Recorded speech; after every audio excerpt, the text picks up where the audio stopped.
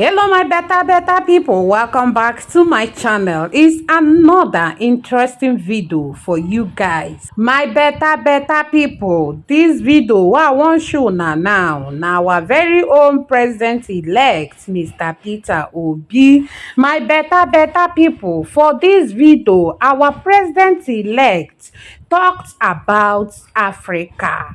He shook mouth for wetin dey set Africa back. My fellow obedient, make una no despair at all, because we no make mistake to elect this man called Peter Obi as our president. My fellow obedient, una know say before this man don dey think of to become the president, he has been going around paying money to get more knowledge concerning nation building. This man is well equipped to lead Nigeria and to make Nigeria better.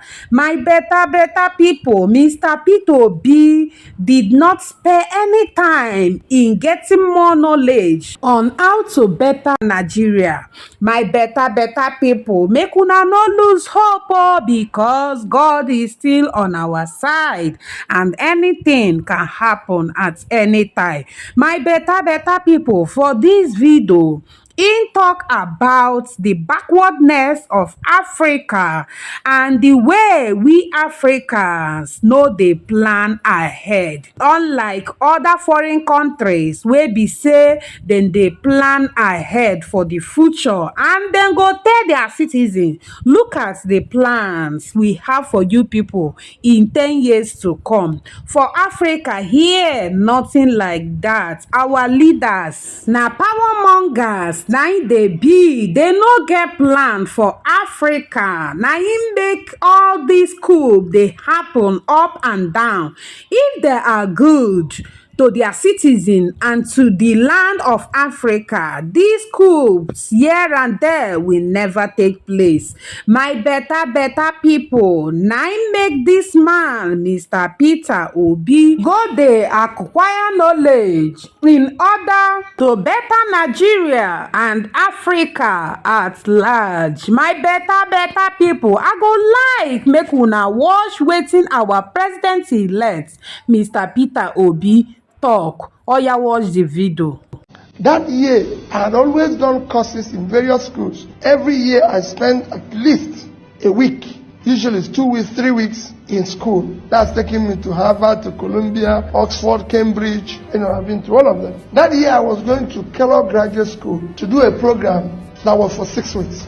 So in June that year, I went to Kellogg. The man who founded Kellogg Graduate School, Professor Dean Jacob, it was his last year. He founded the school in 1957. 2001 was the last year he taught and retired. And he took us on what they call global economy. After 1 month of being in this class, this man never mentioned anything about Africa. A day before he concluded the lecture, the hall was full of top business leaders. A day before the final day, when he finished, I raised my hand and said, "You never said anything about Africa." He said, "You want to know about Africa?" I said, "Yes. I paid $40,000 for this course."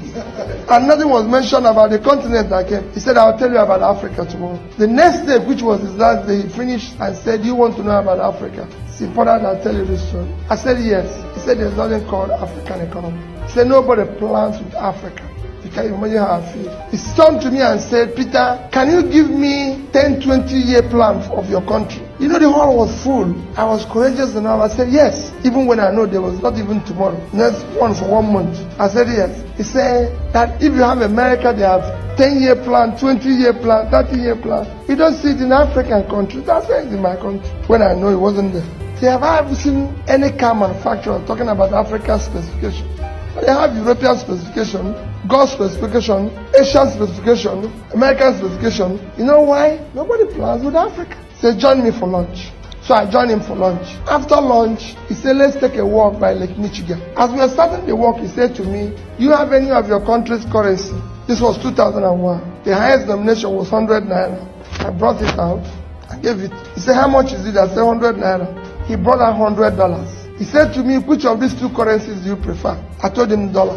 He said, "Why?" I told him that it's 100 naira to $1. So his own is 10,000 naira. My own is 100 naira. So he said I should keep his dollar and take my naira. Took my naira. So he gave me $100, 100 naira. After we walked a little while again, he turned around to me and said, Peter, you still have the money? I said, yes. He said, he brought it out again and said, which of these two currencies do you prefer? I told him $100. He said, why? I told him about the rates again. So okay, you keep it, I'll keep your money. He said, let's see now. We sat down. He first proved to me that it costs more to print the naira than to print the $100. Naira have multiple colors. I came back and took it on with Sanusi, and he agreed. Naira have multiple colors, but dollar is just green and white. He said to me, Peter, do you know why you believe in the dollar and you don't believe in naira? I answered him again. He said, no, it's the amount of faith you have in your country. You don't have faith in your country. It's not about rates. You don't have faith in your country. Economy is driven by faith, nothing else. Anybody who tells I've been teaching this for several years now is faith, it's hope. That is what those plans I'm talking to is all about. 10 years, 20 years. It's hope. Nobody is sure what is going to happen in 10 years. But countries do give their people hope. But there's a sense of hopelessness in your place. That's why you prefer this currency. I've served on various boards and various committees and everything. And he went on and on to tell me about his life. And he convinced me that Japanese people keep their money in yen, not the rates. Chinese in Chinese yuan. Malaysians, Malaysian ringgit. Singapore in Singaporean dollars. He went on, then there was no euro. He told me Italians, which their rate was worse, keep it Italian ruler. Germans in marks, everybody did. But the Africans don't keep it because they don't have faith in their continent. So they give it to the dollar and make the dollar stronger. Because they prefer to put their money here and build in America. Now he is the lecturer. He drives S-Class. The wife is the lecturer. He drives the Lexus. The daughter is the lecturer. He drives the Lexus. The lecturers in your place don't drive such cars. They don't live such life. And they said to me, can I ask you for a favor? Just to tell you a story. I said, yes. He said, go back to your country and participate in building public wealth. Public wealth enriches everybody. Individual wealth impoverishes everybody. All of you want to make private money.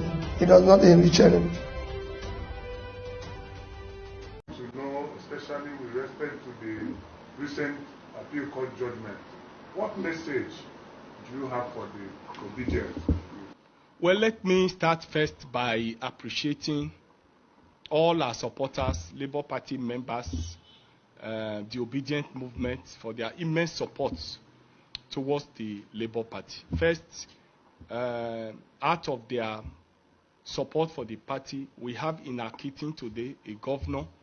We have 35 House of Rep members, and we have 8 distinguished senators and several House of Assembly members spread across the state. Our participation in the 2023 general election, no doubt, changed the political landscape in the country. All these achievements of the Labour Party could not have been achieved were it not for the support of members of the public, the obedient movement, and well-right-thinking Nigerians who genuinely wanted change for the country. I'm indeed very appreciative of their efforts, of their contributions, financial, their moral support, and they are coming out to even vote for the party in the presidential election, which we believe that we won. Irrespective of whatever the tribunal has said, I want to admonish and appeal to our people that we should not be daunted at all.